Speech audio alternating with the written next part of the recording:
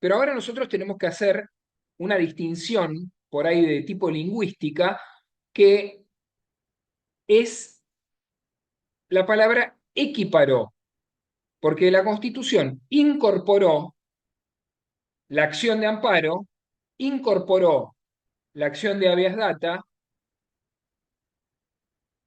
y también incorporó, por ejemplo, al Procurador General de la Nación, al Ministerio Público en el artículo 120 de la Constitución Nacional, pero acá hay que ser muy fino y muy sutil.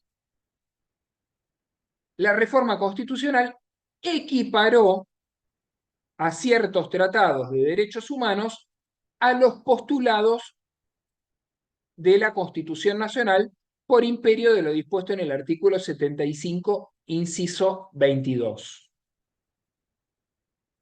Y decimos, equiparó y no incorporó, como dicen algunos autores o algunos docentes, juristas, académicos, alumnos, periodistas y público en general, porque en realidad los tratados no están incorporados al texto de la Constitución, sino que sus postulados tienen la misma jerarquía que las normas de la Constitución Nacional, con lo cual ustedes van a ver un texto reforzado y enriquecido a partir de 1994, a donde tenemos que compatibilizar las normas de la Constitución Nacional con las disposiciones de los tratados, 12 o 13 tratados de derechos humanos, que fueron, repito, equiparados a las normas de la Constitución Nacional. Con lo cual, nuestra disciplina se ve aumentada, porque el derecho procesal constitucional se va a encontrar reforzado a partir de lo que se establece, por ejemplo, en el Pacto de San José de Costa Rica. Vamos a tomar un ejemplo al azar. El artículo 8.2H del Pacto de San José de Costa Rica establece la garantía de la doble instancia. Entonces, nosotros no teníamos regulada la garantía de la doble instancia en la Constitución Nacional. Ustedes me podrán decir, sí, la teníamos porque el artículo 33, que habla de los derechos implícitos, es de textura abierta, entonces todos aquellos derechos que no se encuentran expresamente mencionados en la Constitución Nacional, mientras no contradigan a la Constitución Nacional, deben ser receptados. Bueno, perfecto. Eso existía, pero era una norma de corte genérico. Bueno, ahora tenemos normas puntuales, concretas y específicas que refuerzan nuestra disciplina, como son las normas de los tratados internacionales, con el mismo rango que las normas de la Constitución Nacional, porque la garantía de la doble instancia por ahí la teníamos en alguna disposición de corte procesal, procesal penal, la teníamos en fallos de la Corte Interamericana de Derechos Humanos, había sido reconocida en pronunciamientos de la Corte Suprema de Justicia de la Nación, pero ahora es una disposición que tiene el mismo rango que la Constitución Nacional, con lo cual nosotros, como operadores del sistema judicial, estemos en el lugar que nos toque estar, tenemos que hacer jugar las normas de la Constitución Nacional con las normas de los tratados internacionales de derechos humanos, más aún en esta disciplina, que tiene un fuerte sustento en las garantías constitucionales, en la tutela efectiva de las garantías constitucionales. Tenemos un capítulo específico que establece que el Poder Judicial va a estar compuesto por una Corte Suprema de Justicia de la Nación y los demás tribunales inferiores. Entonces, cuando nosotros acudimos al artículo 116 y 117 de la Constitución Nacional, vamos a ver que ahí la Corte va a intervenir por vía de apelación o en instancia originaria en distintos supuestos.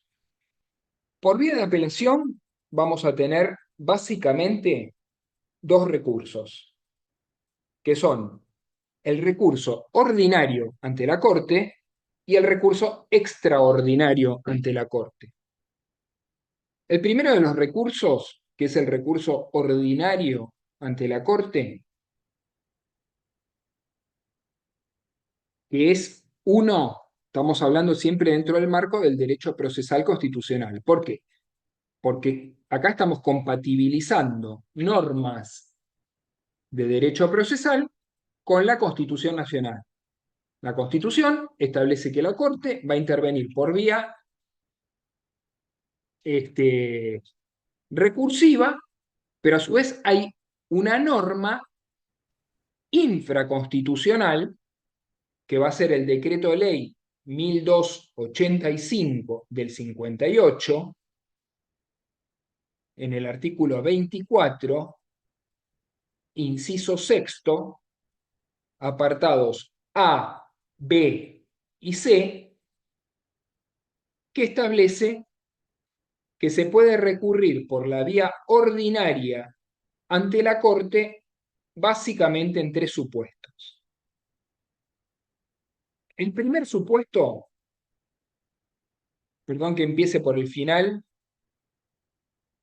y diga como dicen ahora los chicos, no sé cómo dicen cuando les adelantan el final, les polean, bueno, yo voy a hacer eso. Les voy a contar primero el final.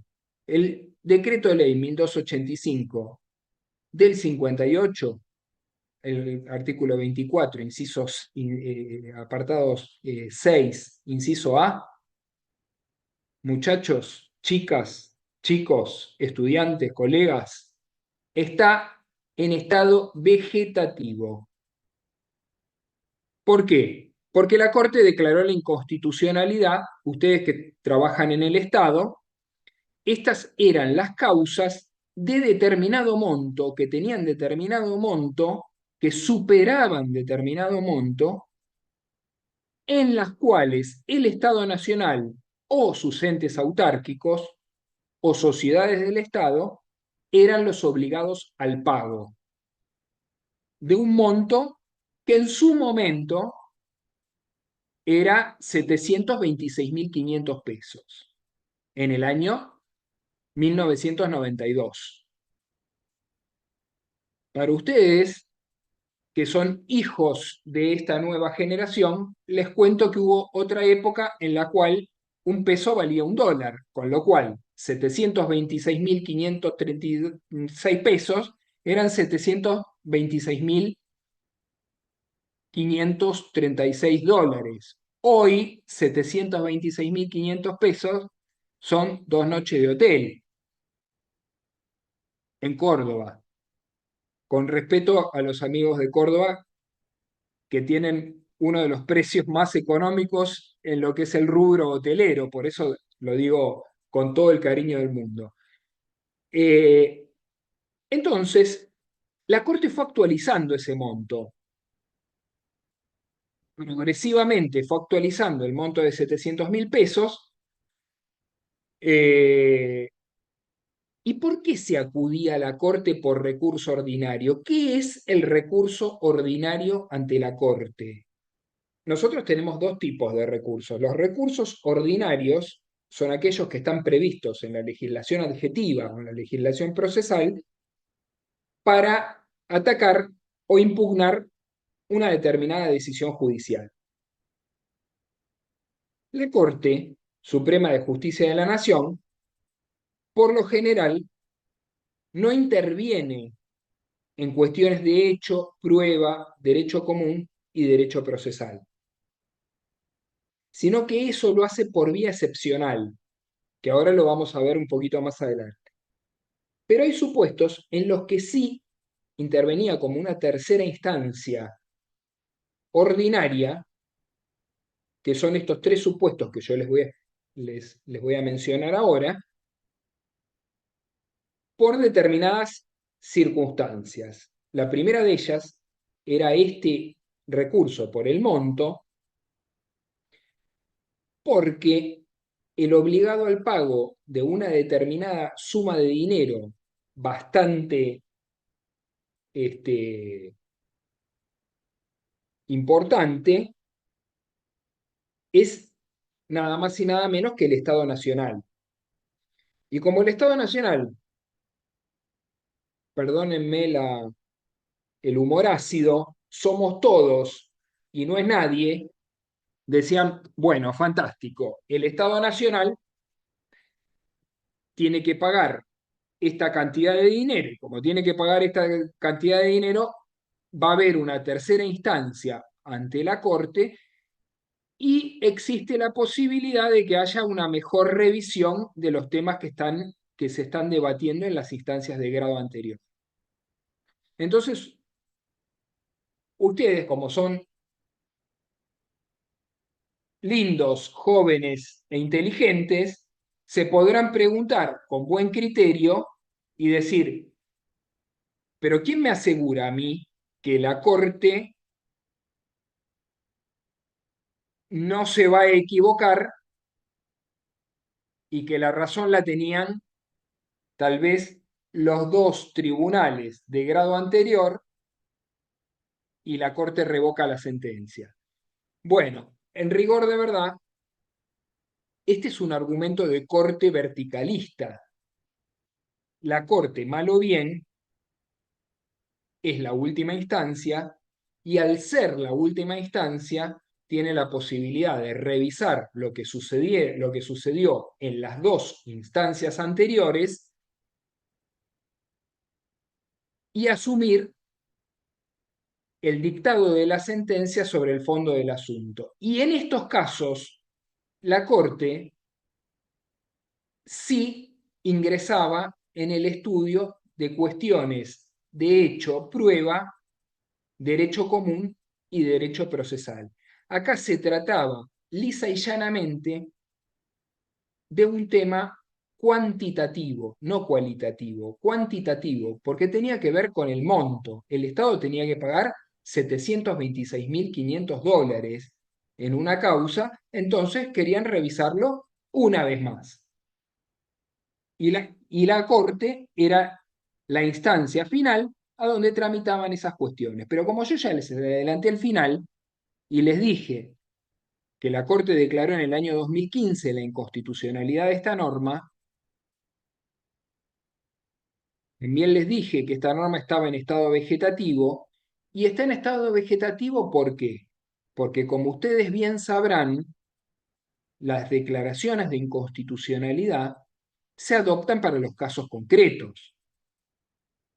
Ahora ustedes me pueden decir, fantástico, se adopta para el caso concreto, pero esto es como la tapa del yogur. La abro y ya sé que tiene fecha de vencimiento. Entonces yo ya sé, si ustedes van y plantean un recurso ordinario, ya saben que la Corte les va a decir, les va a aplicar la doctrina del caso Tomás Anadón, que fue una causa laboral en la que declaró la inconstitucionalidad del recurso ordinario por el monto. Ahora, si ustedes se meten en www.infoleg.com.ar y ponen decreto ley 1285 del 58, artículo 24, inciso sexto, apartado A, van a encontrar que la norma no está derogada porque la Corte no deroga las normas. Nuestro sistema de control de constitucionalidad no hace que la norma salga del plexo jurídico. Entonces se van a encontrar con que no solamente la norma está escrita, sino que además dice todas aquellas causas que superen los 200 millones de pesos, bla, bla, bla, bla, bla. ¿Por qué? Porque el monto se fue actualizando a partir de que comenzó la inflación, después que salimos del sistema de convertibilidad, la Corte primero se dictó una acordada en la cual dejó en claro por qué debía actualizar los montos la Corte, porque en realidad en el Código Procesal Civil y Comercial de la Nación, cuando la Corte tiene que actualizar los montos, ya sea para apelar, como en el recurso de queja por el artículo 286, lo tiene previsto a través de una norma en la cual el legislador, que fue elegido por el pueblo, le confiere la facultad a la Corte de actualizar, pero la Corte no puede actualizar, no podía actualizar en este caso, porque no existía una norma que decía que tenía que actualizar periódicamente dicho importe. Entonces la Corte, cuando comenzó a ver que este monto de 726.500 pesos quedaba completamente desvirtuado, obsoleto, e ingresaban cada vez más causas por vía del recurso ordinario, dictó la sentencia en la causa Tomás Anadón, en la cual dejó específicamente aclarado un criterio que ustedes pueden utilizar como doctrina para sustentar cualquier otra cuestión, porque esta parte, si se quiere, está buena. Eh, Así como les voy a decir, como les digo esto, después les voy a decir que en materia de competencia originaria, por ahí no se tomó el caso más adecuado desde mi humilde punto de vista, pero en este caso sí, porque se trataba de un trabajador, y sí porque se trataba de un trabajador que a su vez estaba viendo demorado el cobro de su indemnización por una norma que tal vez ya había perdido vigencia temporal. Entonces la Corte, en uno de los considerandos del fallo, dice que, en definitiva, la Corte Suprema de Justicia de la Nación ha sido llamada para dirimir cuestiones constitucionales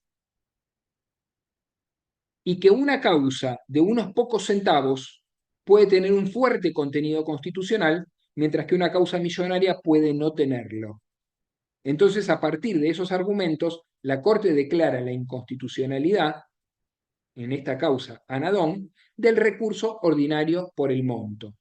Pero acá se tenían que dar dos características. El monto, alcanzar el monto mínimo sin sus accesorios y costas, sin ningún tipo de actualización, y que el obligado al pago fuera el Estado Nacional. Yo esto lo sigo dando, independientemente de que se haya declarado la inconstitucionalidad, porque, como ya les digo, nosotros no tenemos un sistema como el sistema colombiano, donde la norma se declara inexequible y antes se le da participación al Tribunal Constitucional y entonces dice esta norma es inconstitucional y, dicho en lenguaje vulgar, el artículo ese ya no sale a la cancha cuando dicen que la norma es inconstitucional. En cambio acá se puede declarar la inconstitucionalidad de una norma, pero si la norma sigue escrita, la norma no pierde su virtualidad. Ahora ustedes me dicen, sí, yo voy a llegar a la Cámara de Apelaciones, voy a hacer un planteo y me van a decir que por la causa Anadón Tomás, el recurso ordinario de apelación no resulta susceptible de ser interpuesto.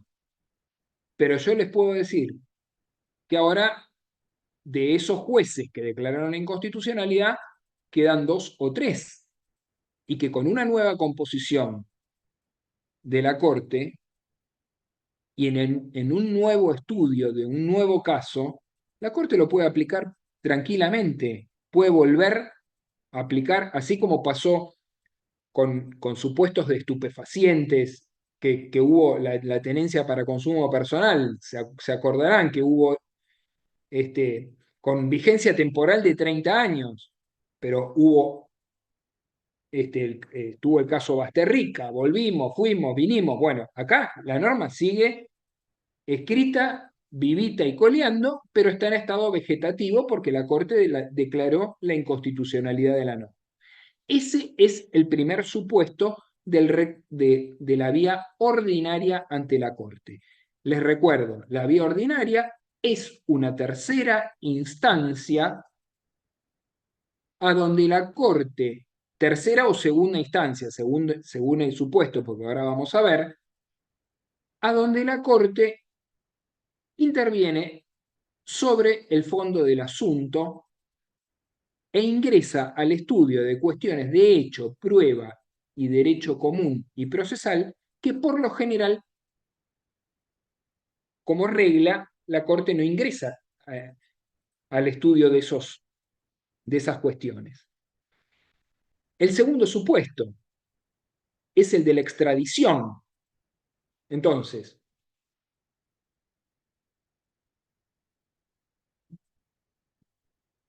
acá estamos hablando de una cuestión de derecho penal y estamos hablando de extradición pasiva.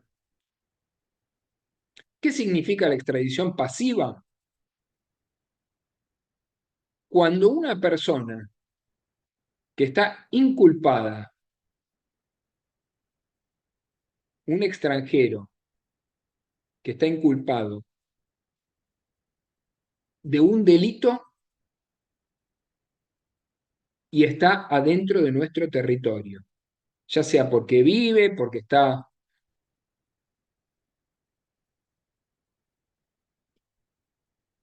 porque vino acá en forma temporal o lo que sea. Entonces, ¿qué sucede? El otro país solicita que sea enviada esa persona para ser juzgada ante los tribunales del país requirente. Entonces, acá tenemos un requirente y un requerido. Y hablamos de extradición pasiva, porque nosotros simplemente lo que vamos a tener en cuenta en este supuesto es si concedemos o no concedemos la extradición. Y la Corte va a revisar si está bien o mal concedida la extradición. Acá la Corte no interviene como tribunal de tercera instancia, sino que interviene como tribunal de segunda instancia. Porque lo que se va a impugnar por esta vía va a ser la decisión del magistrado de primera instancia.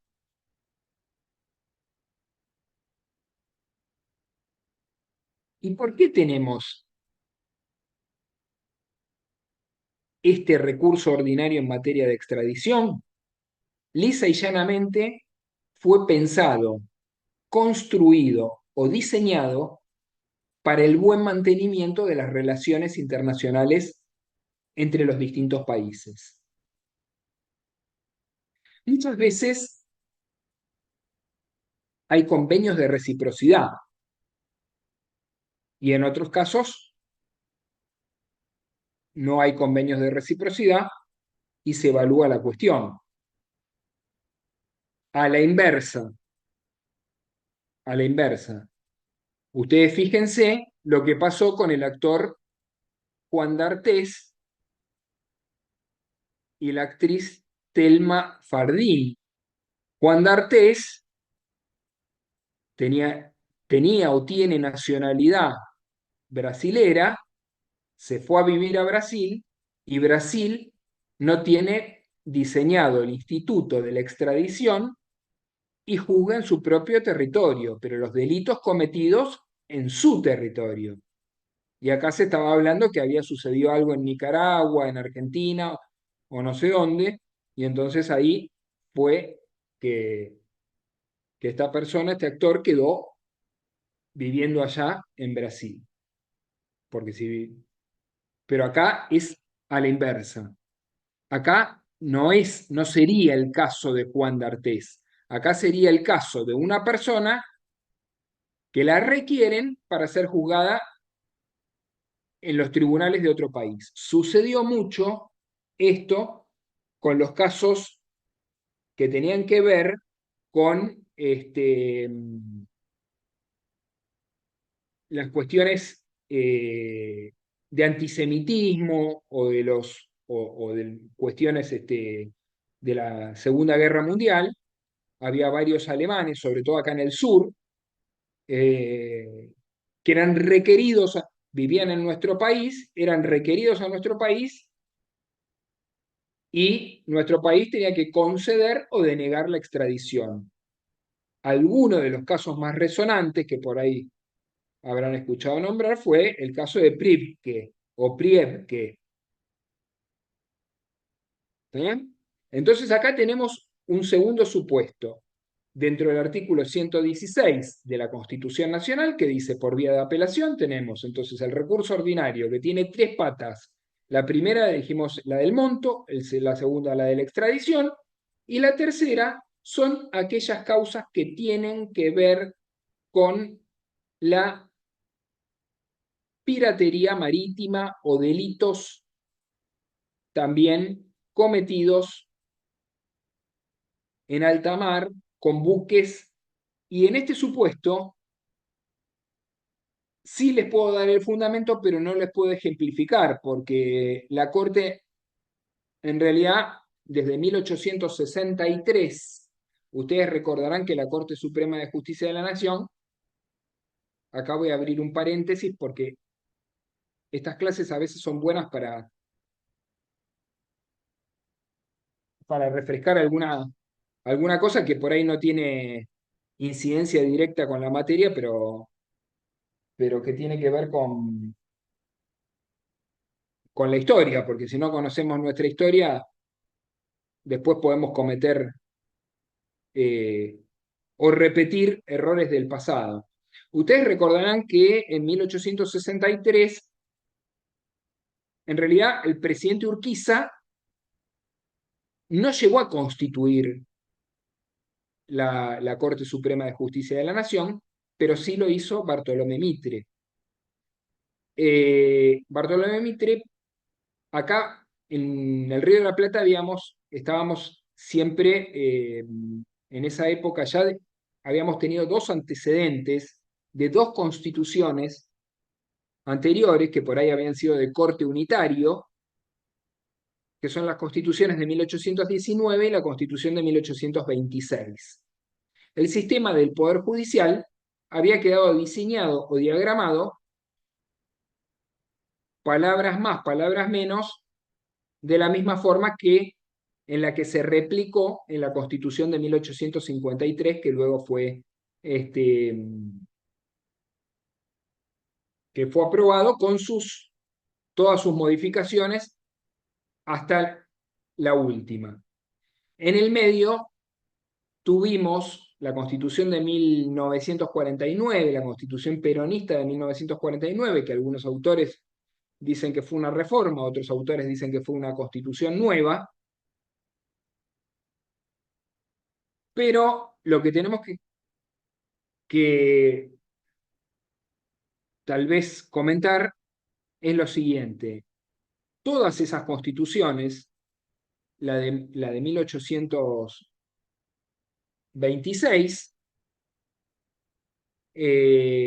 la de 1819 de corte unitario establecía la diferencia que tenía es que dividía a la corte en dos salas, en una sala acusadora y en una sala juzgadora.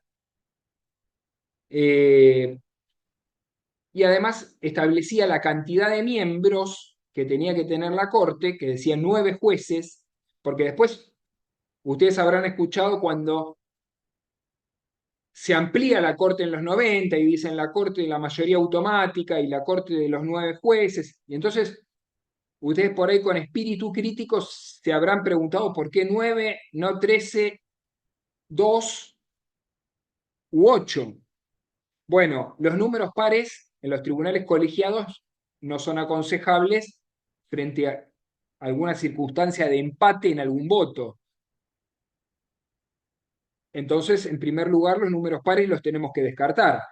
Ahora, los números impares, ¿por qué el 9? Bueno, el 9 fue tomado de la Constitución de 1819, que establecía que iba a estar integrada por nueve jueces y un procurador general. Incluso en nuestros antecedentes constitucionales, el presidente de la Corte lo elegía el Poder Ejecutivo, cosa que ahora quedó delegado en la propia Corte, que elige su propio presidente de la Corte.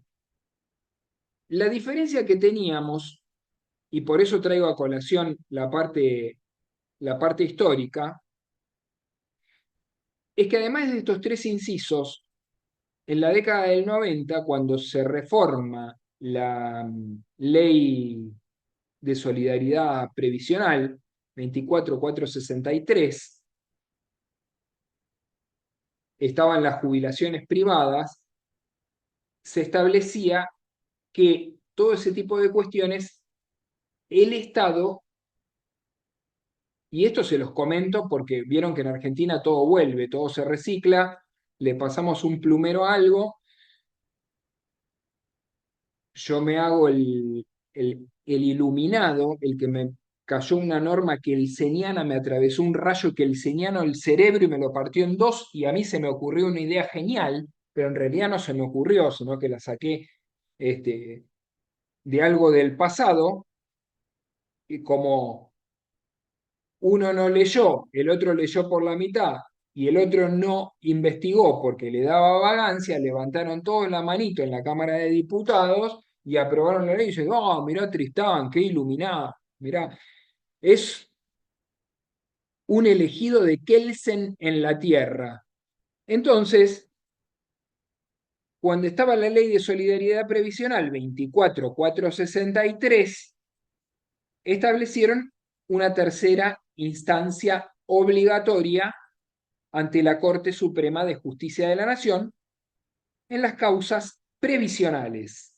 Nada más y nada menos, nada más desacertado que en las causas previsionales, a donde tenemos personas en un claro contexto de vulnerabilidad, pero a su vez está la responsabilidad estatal de tener que apelar o recurrir todos los fallos en virtud de tener que resguardar el patrimonio del Estado. Ustedes como abogados del Estado no pueden, o como representantes del Estado, no pueden decir, no, no apelo porque pobre viejito, no lo vamos a dejar sin cobrar la jubilación. Ustedes tienen que apelar. Entonces, existía esa norma, el artículo 19 de la ley 24463, y la Corte también la declaró inconstitucional, en este caso, en la causa Itzkovich, ITZ, Itzkovich. Entonces, todos decían, mirá lo que hicieron, pusieron una cuarta instancia obligatoria ante la Corte por esta vía, mirá qué bárbaro. Bueno, y eso en realidad surgió nada más y nada menos que del artículo 95 de la Constitución de 1949. En el artículo 95 de la Constitución de 1949 se establecía que el seguimiento de los fallos de la Corte Suprema de Justicia de la Nación era de carácter obligatorio.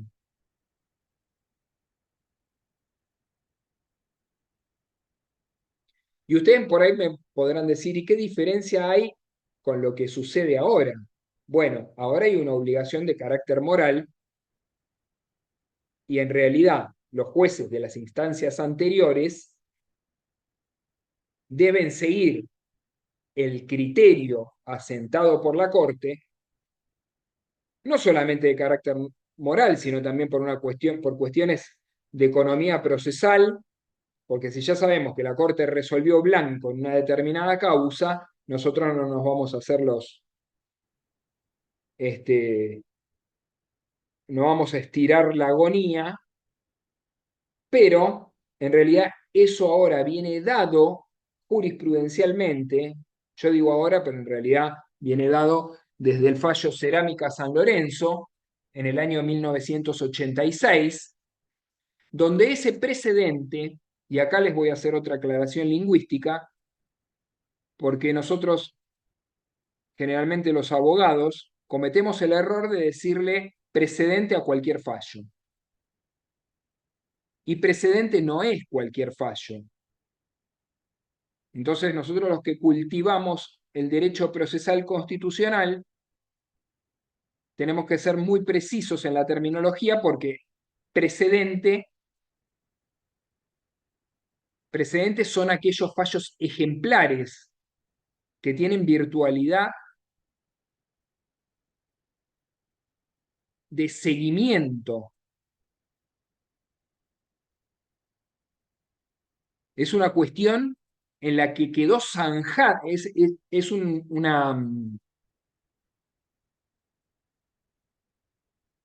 una contienda en la que quedó zanjado la cuestión llevada ante los estrados del tribunal. Un precedente no es una sentencia, porque uno a veces lee que dice, no, y lo ponen en las resoluciones, dicen, los precedentes de esta Cámara de Apelaciones, y por ahí es un fallo aislado donde la Cámara dijo que, no sé, les digo cualquier cosa, que los intereses no integran la base regulatoria. Eso no es un precedente. Un precedente es Badar, por ejemplo, en materia previsional. Un precedente es este que les digo ahora, Cerámica San Lorenzo. En Cerámica San Lorenzo, la Corte dijo que los jueces de las instancias anteriores podrán dar su punto de vista, deben dar su punto de vista, deben expedirse, incluso en forma contraria a lo resuelto por la Corte, siempre y cuando dejen asentada su posición. Porque si bien los jueces de las instancias anteriores son inferiores jerárquicos a los ministros de la Corte, lo cierto es que ellos adentro de su propio juzgado o tribunal tienen autonomía para decidir la causa, caso o controversia planteada ante ese tribunal. Y les digo una palabrita que está de moda porque ahora el periodismo lo levanta como que el decreto 70, que la Corte dice que no hay caso. Y en realidad eso viene de una de las primeras leyes de organización de nuestros tribunales, que es la ley 27, el artículo segundo, establece que tiene que haber causa, caso o controversia. ¿Por qué? Porque la Corte y porque los tribunales no contestan consultas. Uno no puede llevar un planteo para que la Corte le diga qué piensa, sino que uno tiene que efectuar un planteo dentro de una causa judicial. Eso ya estaba en la ley 27 y eso ustedes lo pueden tomar de uno de nuestros mayores próceres del derecho constitucional, que fue Joaquín Víctor González, que en su célebre tratado Manual de la Constitución Nacional destacó precisamente eso, que los tribunales no contestan consultas. Por eso este tema fue arduamente debatido en las acciones declarativas de inconstitucionalidad. Artículo 322 del Código Procesal Civil y Comercial de la Nación. Porque en una acción declarativa de inconstitucionalidad,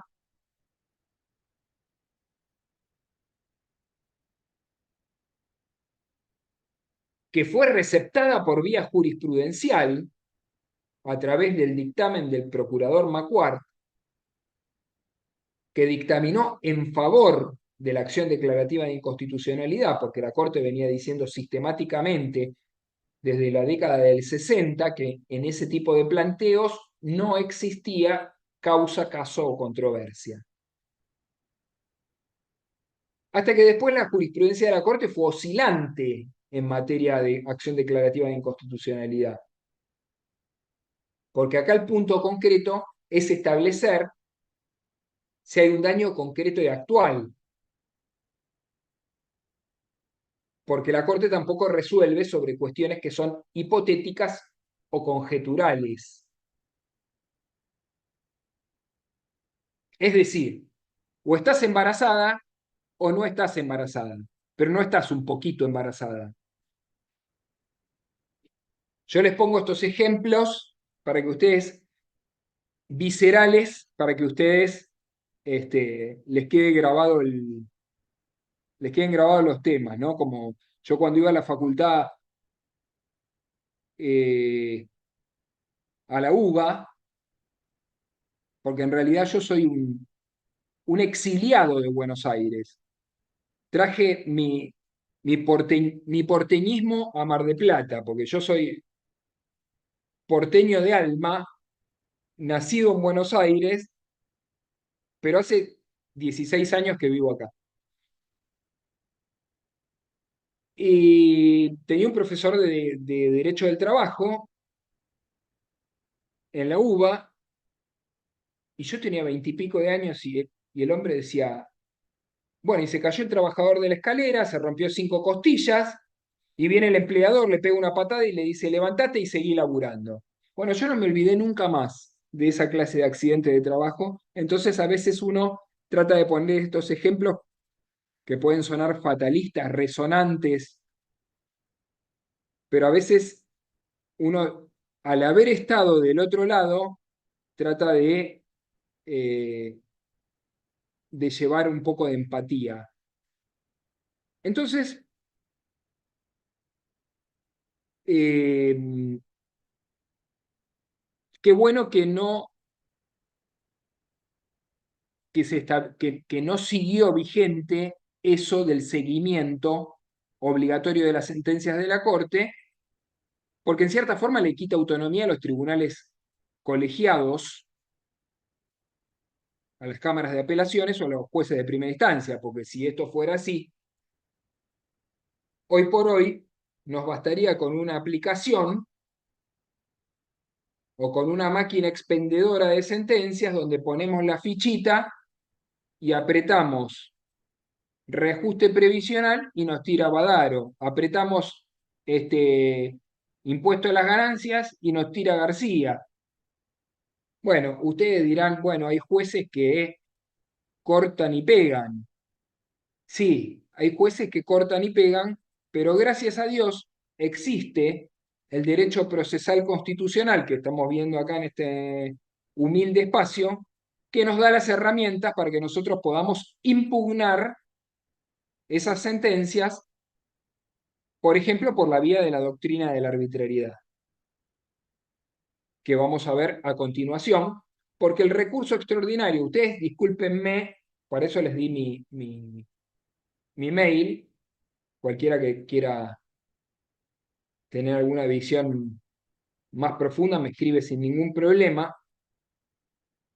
Discúlpenme que en 2 horas yo les tenga que hablar por ahí de 9 tomos de un libro. La idea no es apabullarlos, sino que si ustedes se van con más dudas de este encuentro, yo no solamente que voy a ver visto cumplido mi plan macabro de atormentarlos y dejarlos con, con más dudas, sino que además voy a despertar inquietudes en ustedes para que ustedes puedan seguir leyendo, estudiando y perfeccionándose.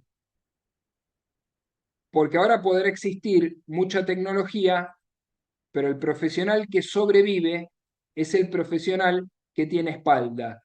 Y el profesional que tiene espalda es el profesional que estudia, y es el profesional que lee, y es el profesional que se actualiza. Entonces, decíamos que existe otra vía de apelación en virtud de lo establecido por el artículo 116 de la Constitución Nacional, que es el recurso extraordinario. El recurso extraordinario también fue regulado hace muchísimo tiempo en la Ley 48 de 1863, 62 o 63, ahora no me acuerdo, que establece tres supuestos, pero que yo se las voy a hacer fácil, porque no tenemos, se las voy a hacer fácil, así después siguen leyendo ustedes por su cuenta. En realidad, el recurso extraordinario fue diseñado para aquellas cuestiones que ponen en pugna o en tela de juicio alguna norma constitucional. Y esto puede ser. Yo no les voy a venir con las clasificaciones de simple, compleja, cuestión federal. Esa clasificación la hicieron Esteban Imaz y Ricardo Rey, que fueron ambos secretarios de la Corte, pero después Esteban Imaz llegó a ministro de la Corte. En el libro Recurso Extraordinario de 1943 de Abeledo Perrot. Y en realidad se puede poner en tela de juicio una norma constitucional, como por ejemplo un tema de discriminación. Ustedes dicen, bueno, el artículo 20 de la Constitución Nacional dice que todos los habitantes, pero a mí no me dejan acceder al cargo de jefe máximo del Tribunal Fiscal de la Nación, capo y recapo, porque nací en Austria. O bien, cuando hay una ley federal o una ley provincial que pueda llegar a colisionar, a chocar contra un precepto constitucional. Y como les decía al principio de este encuentro, y ahora también constitucional, y ahora también alguna norma equiparada de algún tratado a los postulados de la Constitución Nacional. Entonces el juez lo que va a tener que hacer es un doble control, un control de constitucionalidad, ya sea a solicitud de parte o de oficio, y un control de convencionalidad. Nosotros tenemos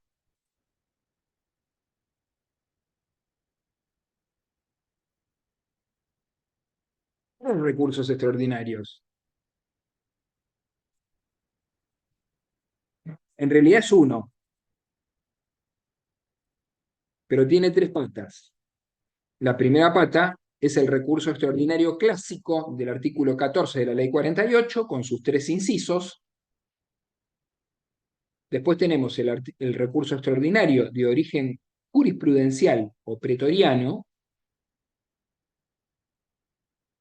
que no está regulado en una norma, pero nació de la jurisprudencia de la Corte, como son las doctrinas de la arbitrariedad y de la gravedad institucional.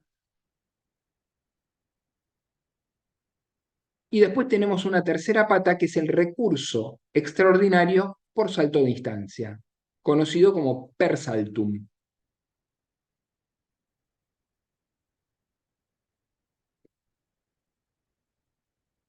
Entonces, el primer supuesto se los expliqué cortito y al pie, cuando choca, colisiona o confronta una norma, una ley federal con una ley provincial, una ley federal o provincial con algún postulado de la Constitución, cuando hay dos normas que uno cree que son contradictorias de la Constitución Nacional para un determinado supuesto, para un determinado caso.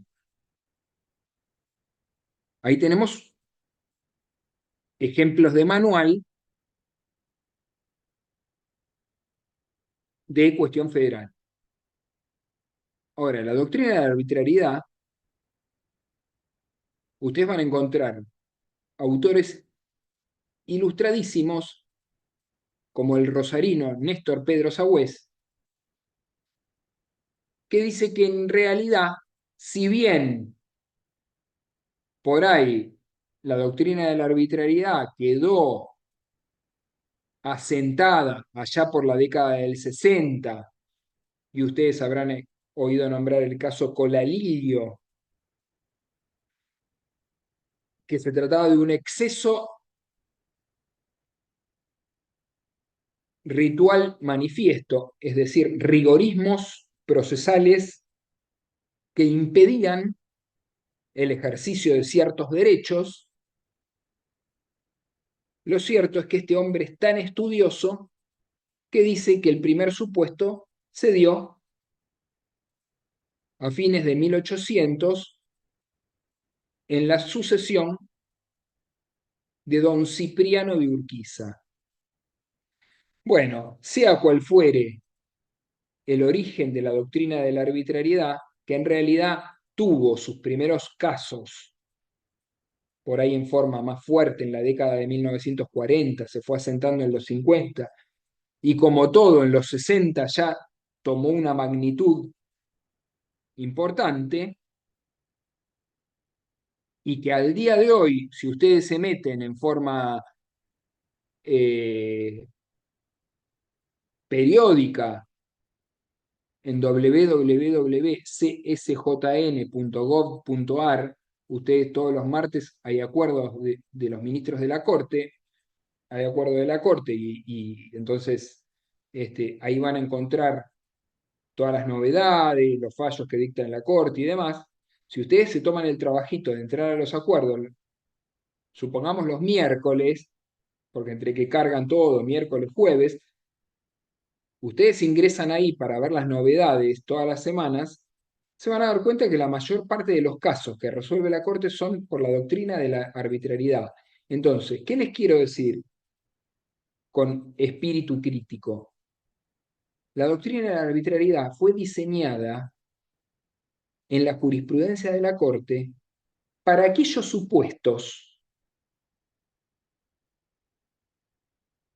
en los que se emitía un pronunciamiento que era contrario a derecho, pero no tenía una regulación legal. Entonces nos encontramos con que la excepción pasó a ser la regla.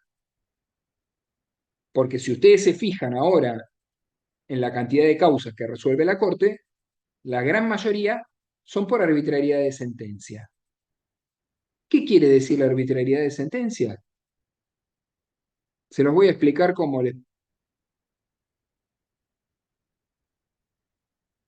un ejemplo también muy descolocado. Cuando ustedes piden peras y el juez resuelve sandías.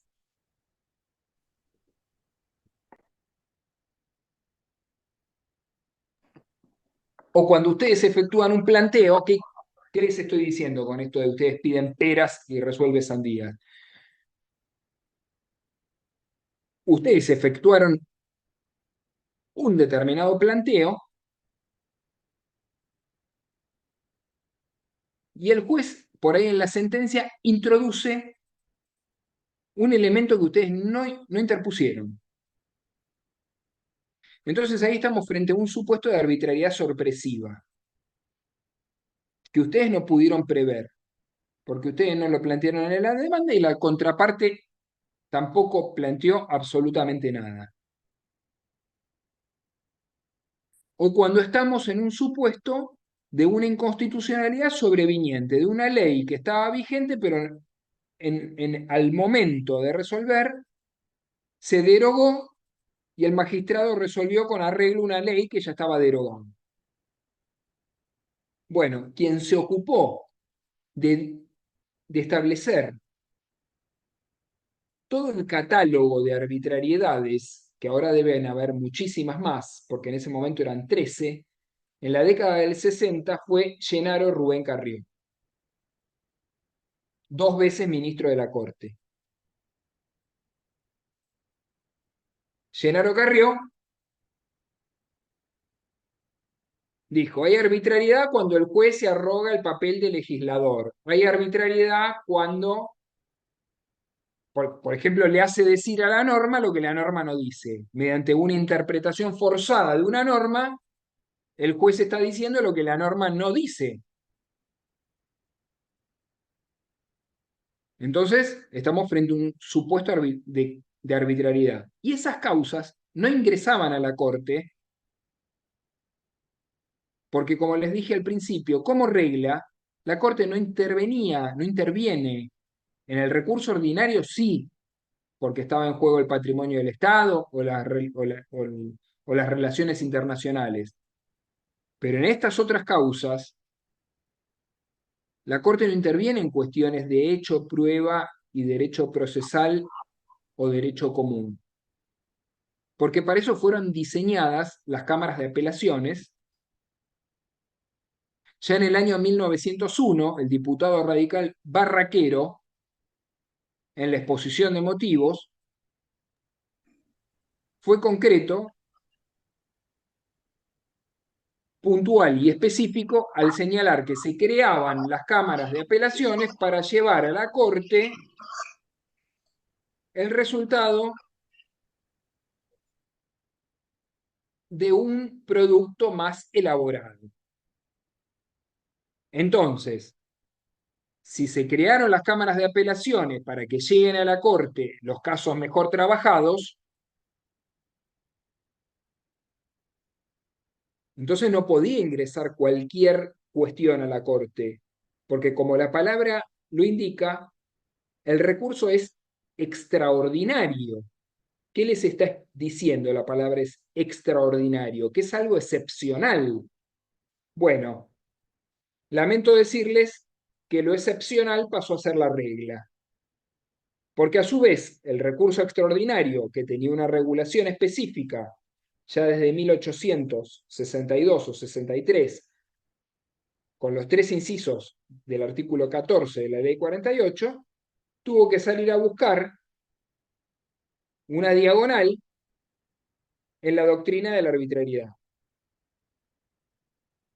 ¿Por qué? Porque no podíamos dejar una causa mal resuelta porque no existe, se trataba de un caso de derecho común. Te dicen, sí, no, acá se resolvió una cuestión procesal. Bueno, sí, se resolvió una cuestión procesal, pero yo no tengo otra instancia para hacerla valer luego de la Cámara. Entonces tengo que ir a la Corte. ¿Hay cuestión federal? Y no, no hay cuestión federal porque es una norma de derecho procesal. Pero la sentencia no es válida porque es arbitraria. Entonces ahí se acuñó la doctrina que establece que las sentencias arbitrarias no pueden ser tomadas como sentencias propiamente dichas. Es decir, que cuando estamos frente a una sentencia arbitraria, no hay sentencia propiamente dicha. Y esa es por ello que el tribunal, la Corte, tiene dos opciones o dos caminos ahí. O deja sin efecto la sentencia de la Cámara de Apelaciones y manda a dictar un nuevo pronunciamiento, o, en virtud de lo dispuesto en el artículo 16 de la Ley 48, la Corte misma se mete en el fondo del asunto y dicta ella la sentencia. O directamente hay un tercer camino, que no se los dije, la Corte puede mandar a dictar un nuevo pronunciamiento, pero dándole las pautas al tribunal de cómo debe ser resuelta la causa.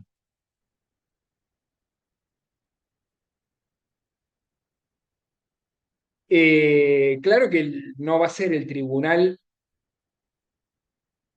que dictó la sentencia arbitraria la que dicte el nuevo pronunciamiento.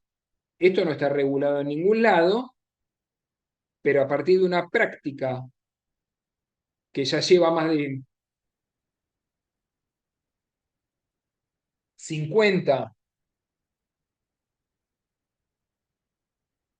60 o 70 años,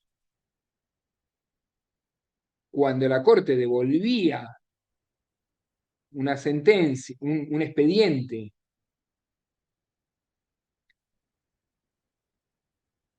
con una sentencia que decía que la resolución era arbitraria, no iban a ser los mismos jueces a los que se descalificó su sentencia los que se iban a pronunciar de nuevo sobre el caso.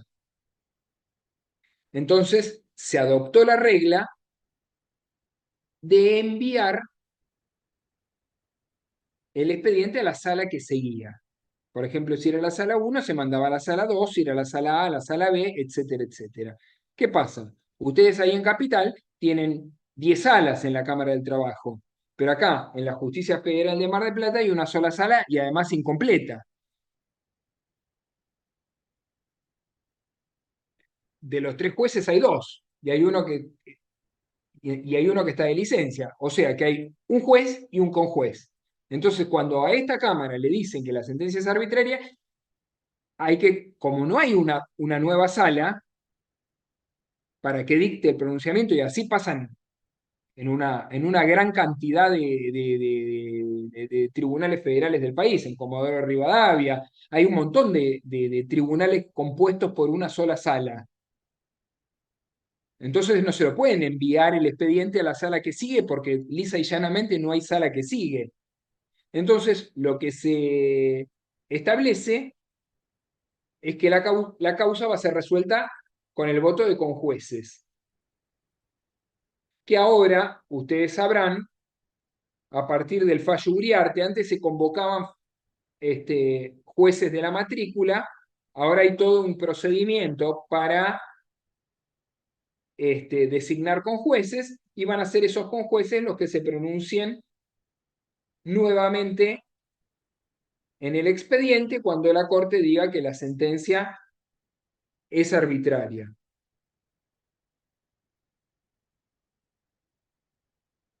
Como ya les dije, se trata de una cuestión nacida de la jurisprudencia para salvaguardar ciertos supuestos a los que se consideraba excepcionales. Pero como les digo, no crean en todo lo que ven, en todo lo que dicen y en todo lo que oyen. No crean en lo que les estoy diciendo, vayan ustedes mismos a los acuerdos de la Corte semanalmente y fíjense, 1, 2, 3, 4, ¿cuántas resolvió? ¿752 sentencias? Bueno, van a ver que hay unas cuantas de esas 700 y pico que son que la Corte descalifica o no con arreglo a la doctrina de la arbitrariedad.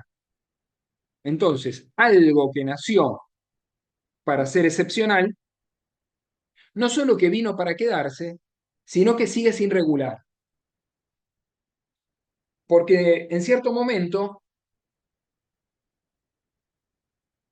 hubo una gran cantidad de proyectos, incluso algunos no hasta hace demasiado tiempo.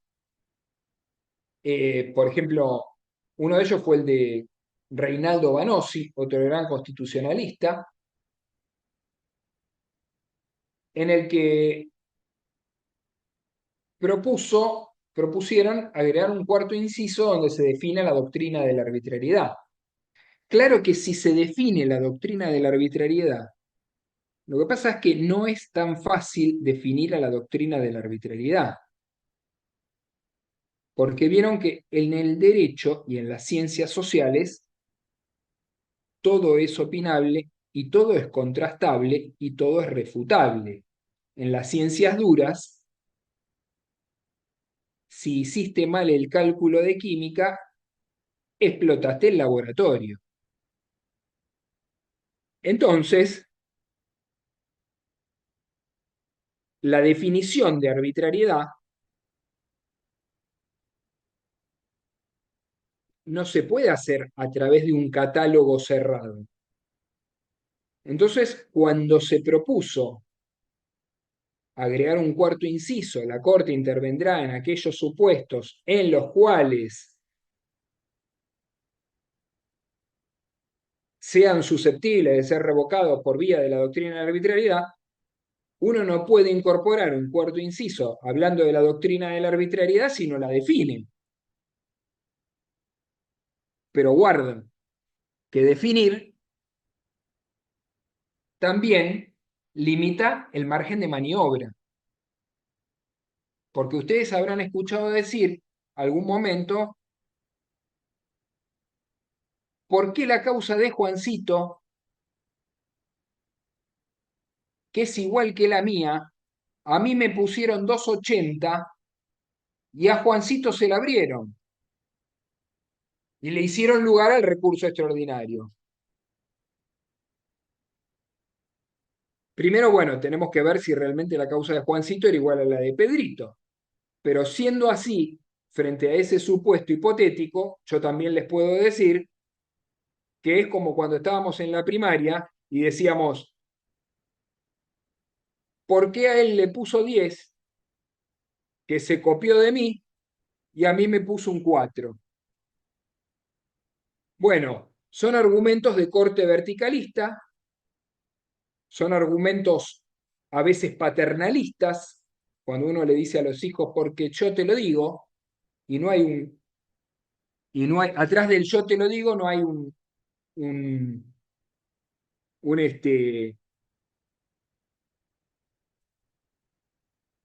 un fundamento por ahí de corte democrático o de corte, porque hay que ponerle corte a ciertas cuestiones que no pueden permanecer indefinidamente abiertas. De hecho, el artículo 280, cuando se modifica en el Código Procesal Civil y Comercial de la Nación, que además produjo la renuncia de un gran ministro de la Corte, como fue el doctor Baqué, que estuvo en contra de la ampliación de 5 a 9 jueces en la década del 90 y del 280, que establece lisa y llanamente que la Corte, con la sola invocación de ese artículo, puede desestimar una causa. Cuestión que después fue replicada también para el recurso de queja. En el 285 del Código Procesal Civil y Comercial de la Nación, ustedes también tienen el supuesto que establece que la Corte, con arreglo a lo dispuesto en el artículo 285, puede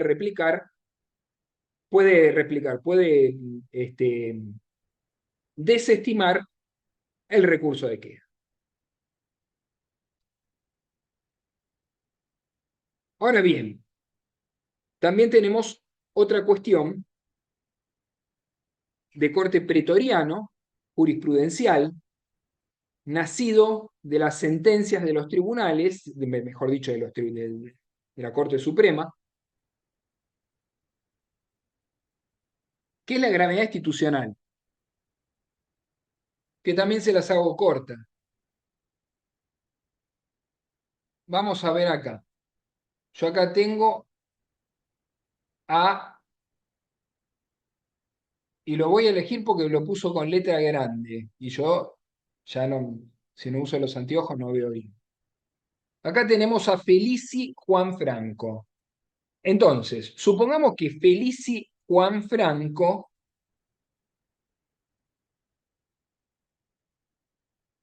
interpone un recurso por las uvas de las prepagas. Dice, yo venía pagando 80.000 pesos y ahora tengo que pagar 850.000 pesos. Y el dentista no me cubre el perno y la corona. Encima que pagó 800.000 pesos. Entonces ataco el decreto, el DNU 70, interpongo un recurso extraordinario, pero además digo que en el caso hay gravedad institucional. ¿Y por qué hay gravedad institucional?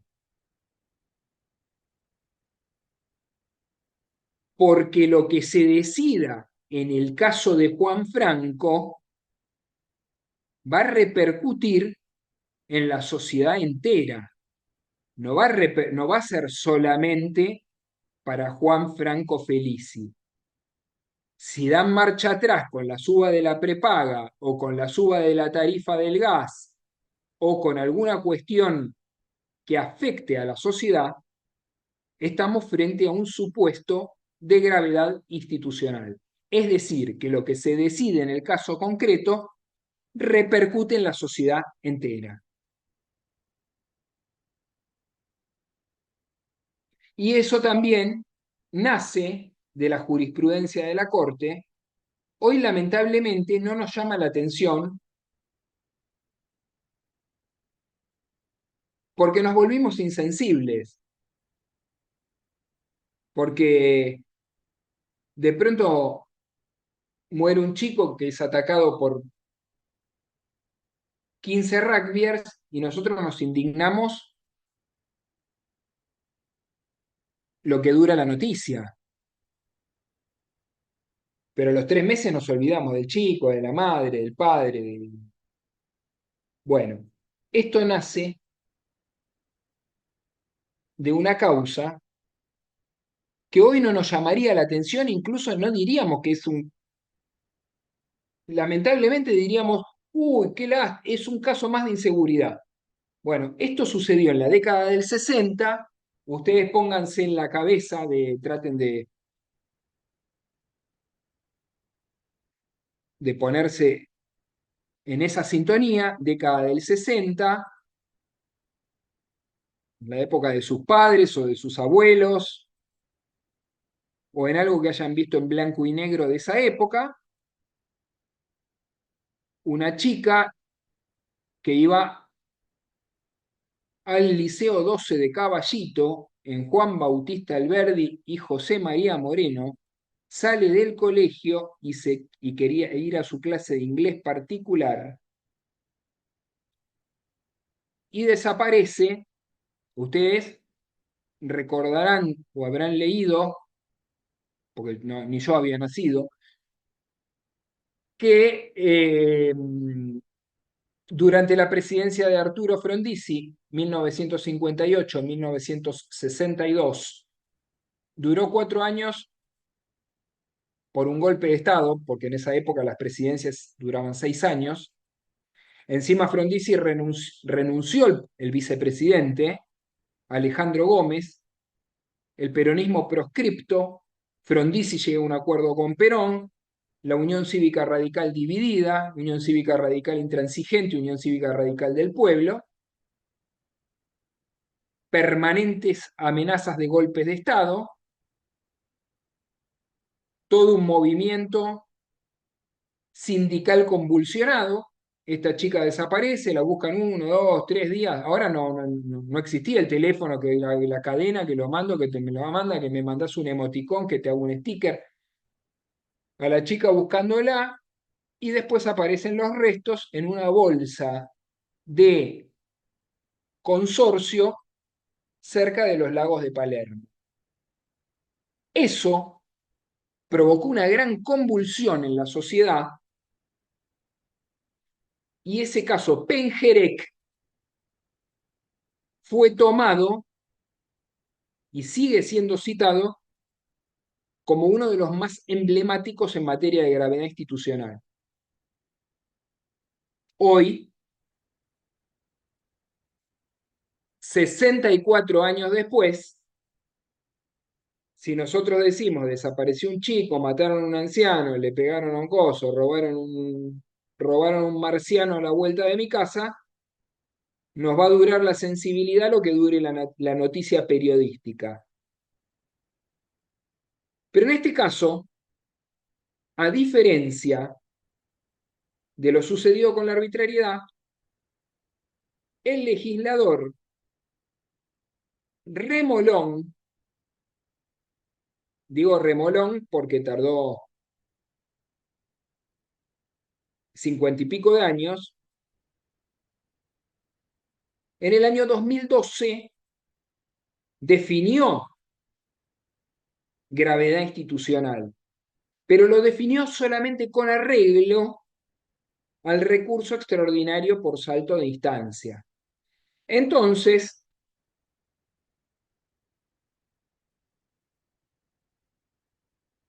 ustedes van a encontrar dos artículos que fueron agregados. ¿Ustedes se acuerdan del 7D de la Ley de Medios? Año 2012, por ahí. Bueno, ahí estaba el recurso extraordinario por salto de instancia, que ahora lo vamos a ver rápidamente. Se dicta una norma para poner en funcionamiento el recurso extraordinario por salto de instancia y se agregan dos artículos en el Código Procesal Civil y Comercial de la Nación, que son el 257 bis y el 257 ter. El recurso extraordinario ustedes lo tienen en el 256 y en el 257. Entonces le agregaron el 257 bis y el 257 ter. En uno de esos dos artículos, y con marcada generalidad, el legislador definió qué era gravedad institucional, pero lo hizo de una manera tan genérica,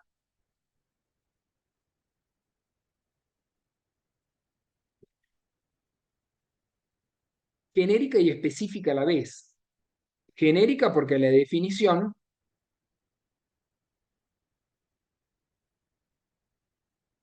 no deja un margen claro de qué significa la gravedad institucional.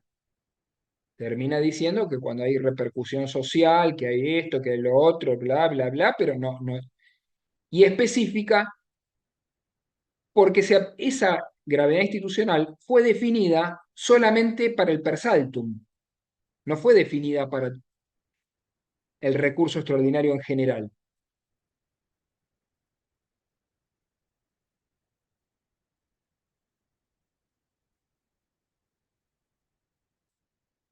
Y ahora, ustedes fíjense cómo son las cosas,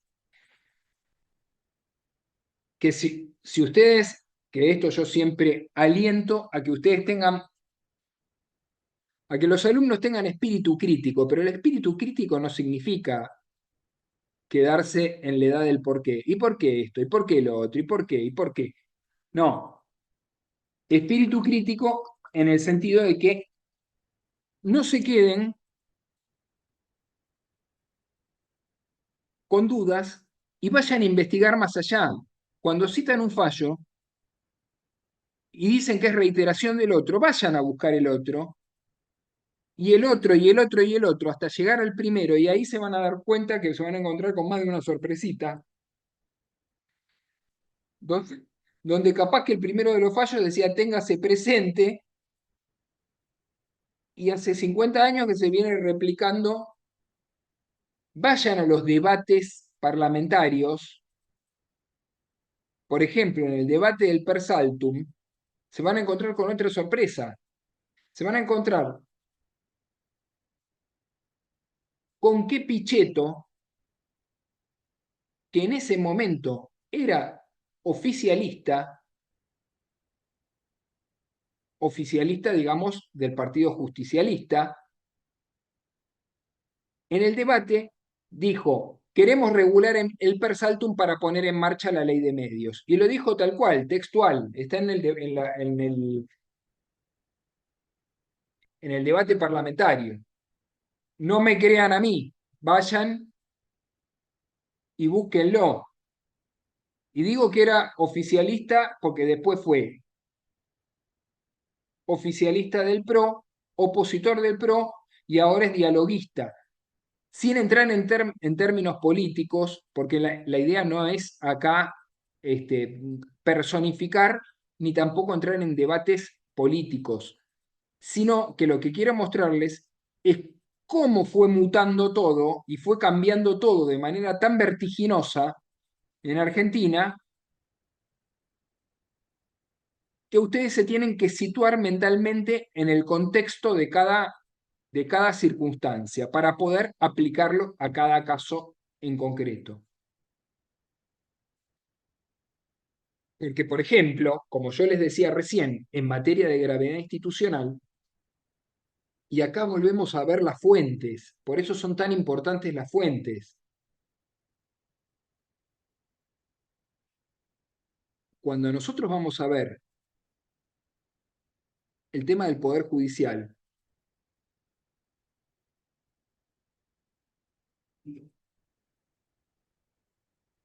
eh, en la Constitución de 1853, uno de los que expuso fue el diputado santiagueño José Benjamín Gorostiaga.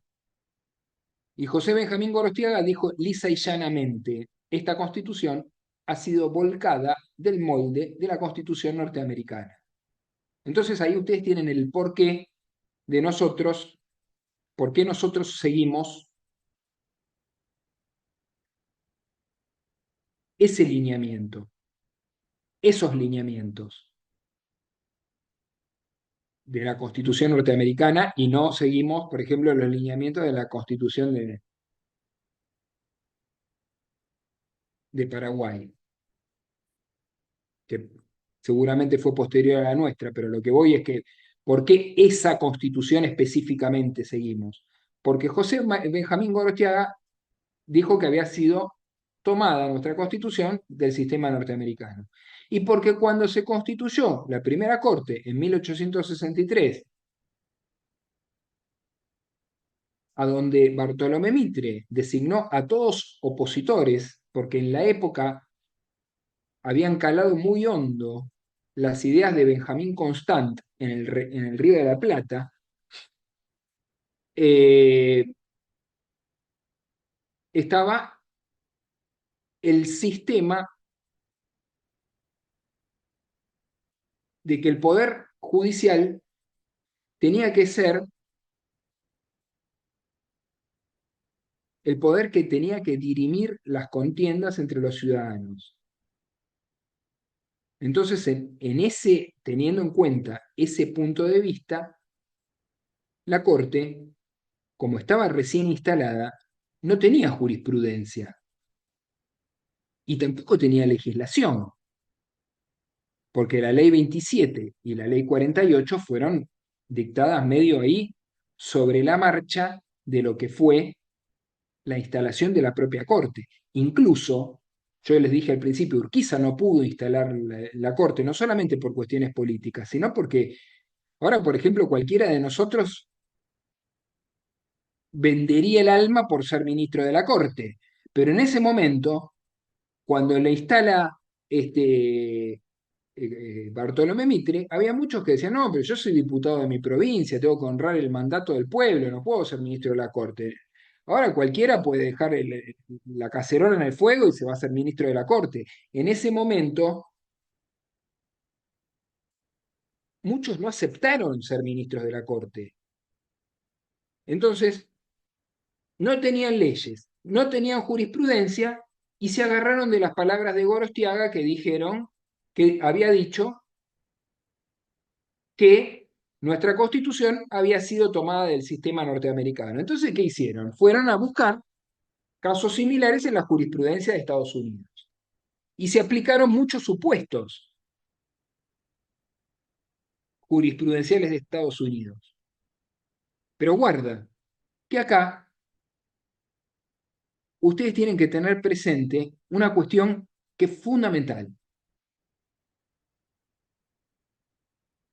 Uno tiene que tomar cosas de otro sistema cuando estamos hablando de realidades iguales, parecidas, o de coyunturas parecidas. Acá nosotros, por ejemplo, ustedes habrán oído nombrar infinidad de veces en materia de educación que dicen, sí, porque la educación de Finlandia. Y entonces yo me pregunto, pero Finlandia tiene menos habitantes que Mar del Plata. Son entre 300 y 500 mil tipos. En Finlandia no tienen un tacho de agua, un balde en el medio del aula porque hay una gotera en el techo. En Finlandia no tienen un presupuesto educativo, no se va entero para pagar salarios docentes y encima así y todo quedan atrasados. En Finlandia no tienen esto y esto otro. Entonces nosotros no podemos decir queremos replicar en un país de 45, 46, 48, 49 millones de habitantes lo que pasa en uno de 500.000,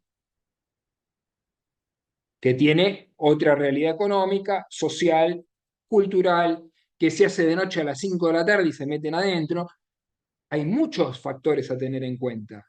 Y lo mismo pasó en materia de gravedad institucional, donde lo dijo claramente en una disidencia, en el caso Jorge Antonio, un sindicalista, en la década del 60, un gran jurista, Luis María Boffi Boyero, en una disidencia dijo, nosotros no podemos replicar el sistema norteamericano más allá de que Gorostiaga haya dicho que había sido, porque la Corte siempre se agarró que ustedes van a leer un montón de fallos donde dice que esta Corte Suprema de Justicia de la Nación, desde fallos 1, 3, 40, sigue los lineamientos de la Corte de los Estados Unidos. En consecuencia, en el caso Robinson versus California, se resolvió tal cosa. Y ustedes dicen, pero pará, ¿cómo Robinson versus California? Acá en Aldo Bonzi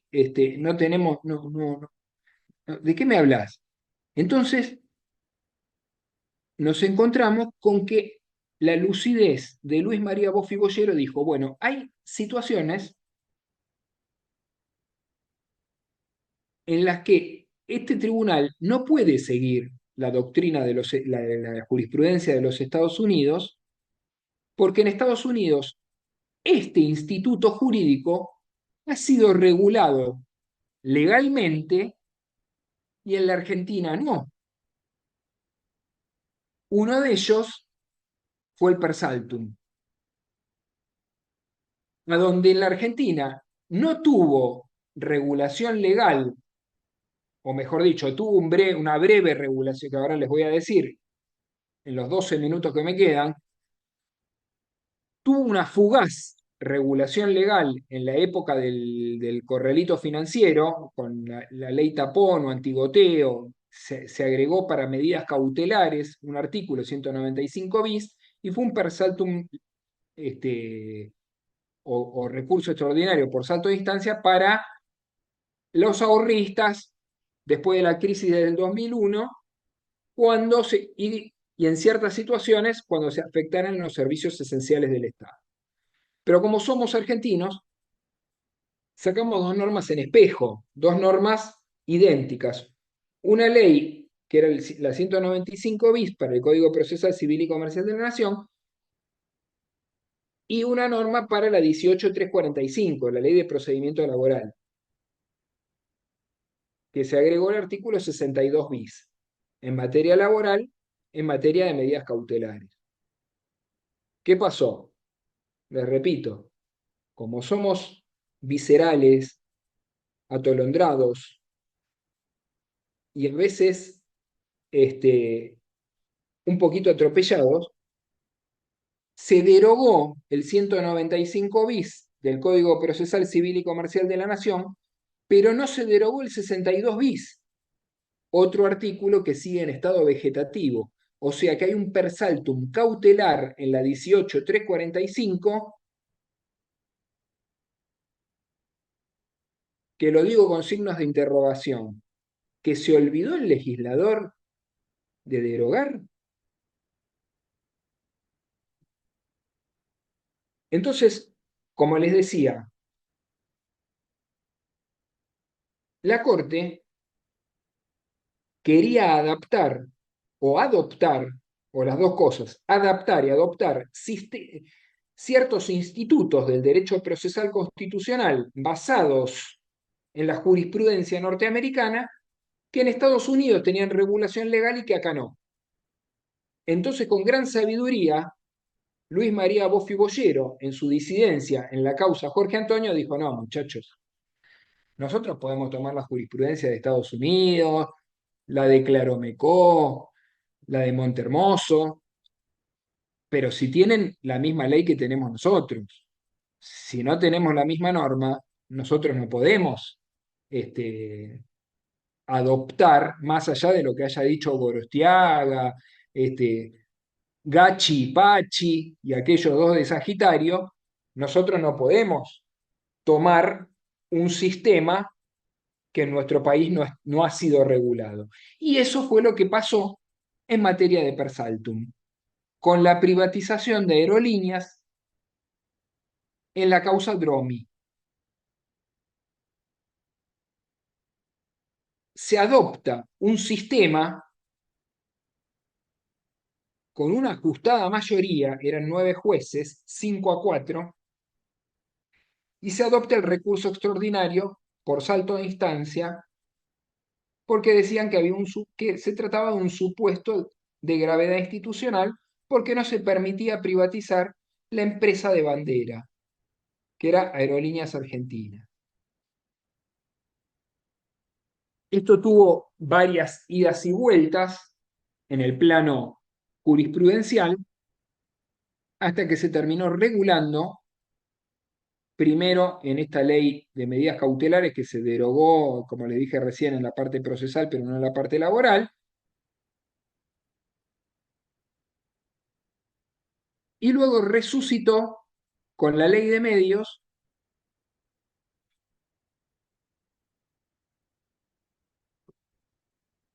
y se agregaron, incorporaron o introdujeron los artículos 257 bis y 257 ter, y entonces ahí tenemos la tercera pata del recurso extraordinario, que ya les dije. El primero era el recurso extraordinario clásico del artículo 14 de la ley 48, con sus 3 supuestos. El segundo es el que nacía de la faceta jurisprudencial por las doctrinas de la gravedad institucionalidad, de la gravedad institucional y de la arbitrariedad. Y el tercero es el recurso extraordinario por salto de instancia o per saltum. Es decir, que como estamos frente a un supuesto de marcada gravedad institucional, a donde lo que se decide en una causa puntual excede a la causa puntual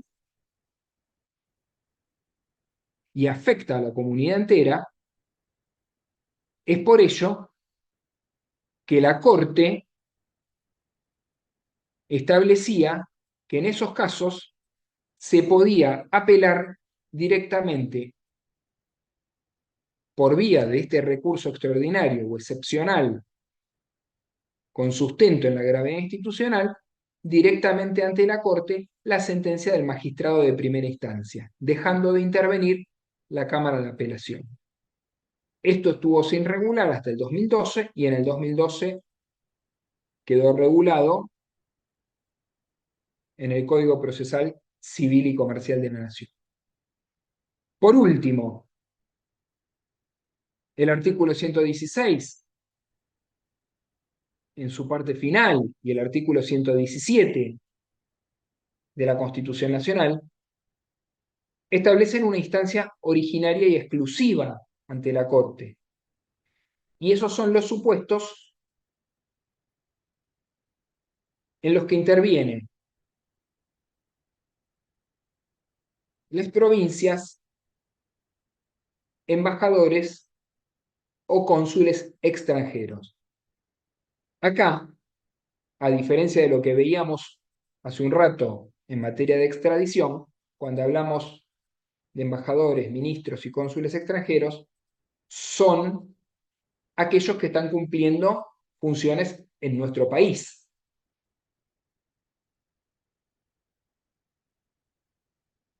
Y las provincias en causas civiles.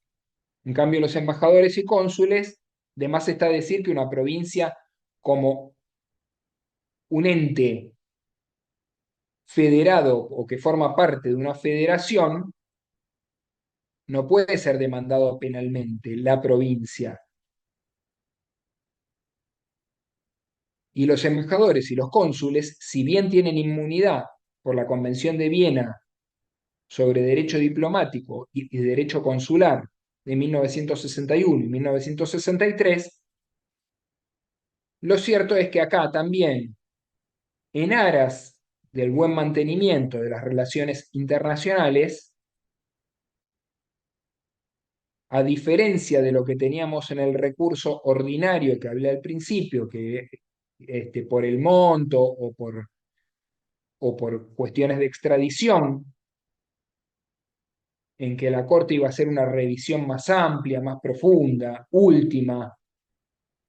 Acá sucede lo contrario. En estos supuestos, la Corte va a intervenir en instancia originaria y exclusiva. Es decir, en estos casos, la Corte interviene en primera y única instancia. El procedimiento es exactamente el mismo que en cualquier causa civil.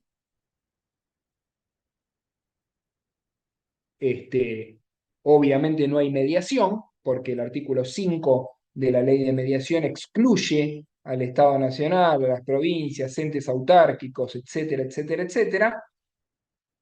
Quedan excluidos de la mediación, se presenta la demanda en la Secretaría de Juicios Originarios de la Corte, dictamina el procurador si es competente la Corte para estudiar, para entender en una causa de competencia originaria, que las más, digamos, resonantes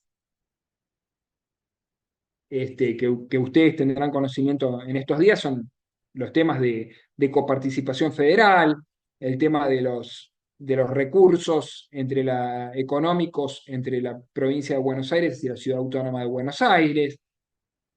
Todos esos tramitan en primera y única instancia ante la Corte Suprema de Justicia de la Nación. Y tramita como un juicio normal, no por vía recursiva, sino en instancia originaria, como si fuera un juzgado de primera instancia. Pero lo que hay que cumplir son con requisitos procesales y requisitos sustanciales. Los requisitos procesales son que tiene que haber una causa civil y que tiene que estar demandada una provincia, un embajador o un cónsul extranjero. Hay un fallo muy importante en materia de competencia originaria, así como les dije que el de Anadón fue muy bien elegido por la Corte en materia se trataba de un trabajador, en materia de recurso ordinario. Tal vez aquel que limitó la competencia originaria en causas civiles, que fue el caso Barreto, Gisela, por ahí no fue el más feliz, porque se trataba de una chica que, eh, a la que le dieron muerte la policía, o los delincuentes, no sé. Una chica que quedó en el medio de una persecución policial y murió, y entonces la Corte se declaró incompetente para entender en competencia originaria y la causa tuvo que ir a tramitar al juzgado de primera instancia, eh, que correspondía de la provincia de Buenos Aires. Digo, tal vez no fue el más feliz, porque habiendo una menor muerta en una situación particular de persecución policial, se podía haber elegido algún otro causa, alguna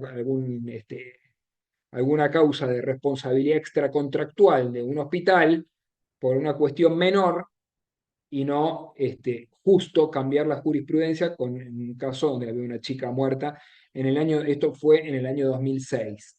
Y a partir de ahí quedó asentada la, la jurisprudencia de que la Corte interviene, porque antes intervenía en cualquier tipo de causas y por ahí se había hecho demasiado amplio el abanico y había causas contencioso-administrativas, había causas de toda índole porque la demandada era una provincia, pero en realidad ahora quedó bien especificado el requisito de causa civil a través del caso o del fallo Barreto, Gisela, del año 2006.